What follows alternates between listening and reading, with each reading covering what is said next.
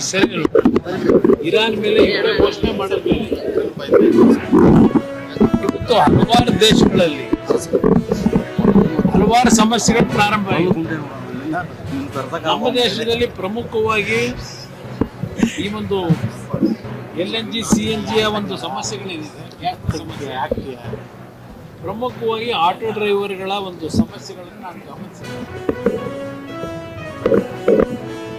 ಇಲ್ಲಿ ಈಗ ಕಾಂಗ್ರೆಸ್ನವರು ಅದನ್ನು ಅಟ್ಯಾಕ್ ಮಾಡ್ತಾರೆ BJP ಬಗ್ಗೆ. ಇವ್ರು ಇದ್ದಿದ್ರೆ ಏನು ಮಾಡೋರು ಇಂಥ ಸಂದರ್ಭದಲ್ಲಿ ಸ್ವಲ್ಪ ಹೇಳಿ. ಅದೇ ಜಾಗದಲ್ಲಿ ಇದ್ದಿದ್ರೆ ಇವ್ರೇನು ಮಾಡೋರು? ಅಟ್ಲೀಸ್ಟ್ ನರೇಂದ್ರ ಮೋದಿ ಅವರ ನೇತೃತ್ವದ ಸರ್ಕಾರದಲ್ಲಿ ಇಂಥ ಒಂದು ಕ್ಲಿಷ್ಟಕರವಾದಂಥ ಪರಿಸ್ಥಿತಿ ಇಡೀ ವಿಶ್ವದಲ್ಲಿ ಇದ್ದಾಗ ಅಟ್ಲೀಸ್ಟ್ ಅವರ ಒಂದು ವಿದೇಶಗಳ ಜೊತೆ ಇಟ್ಕೊಂಡಂಥ ಒಂದು ಬಾಂಧವ್ಯ, ಅದರಿಂದ ಅಟ್ಲೀಸ್ಟ್ ದೊಡ್ಡ ಡ್ಯಾಮೇಜ್ ಆಗೋದನ್ನು ತಪ್ಪಿಸಿರೋದನ್ನಾದ್ರೂ ನಾವು ಹೇಳ್ಬೇಕಲ್ಲ.